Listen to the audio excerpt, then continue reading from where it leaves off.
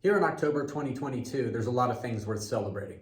One is that for the 27th time in the history of this country, we get a professional sports equinox, meaning the big four professional sports, football, baseball, basketball, and soccer, are all in action today, which is great for you sports lovers out there. I'm not sure how that's going to impact getting work done today. Second thing we're celebrating is that we're starting to see events happen in person this week.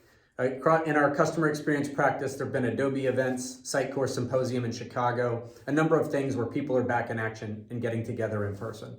And a lot of the discussion has been around what happens to this industry over the course of the next year, next 2 years, next 5 years.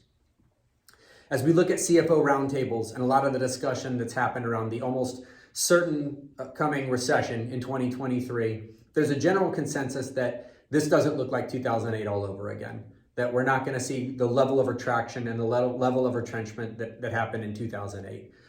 It's certainly more upbeat and more positive, particularly in terms of the technology industry, particularly in terms of sectors like cybersecurity and customer experience, where there's a general feeling that you can't take your foot off the gas, that you've got to continue to invest and both retire tech debt and also be proactive to protect your company, protect your interests, your assets, etc. There's no better area to positively impact EBITDA in the short term than customer experience right now. COVID taught us a lot of things, not the least of which is that digital didn't become the best way to do business, it became the only way to do business.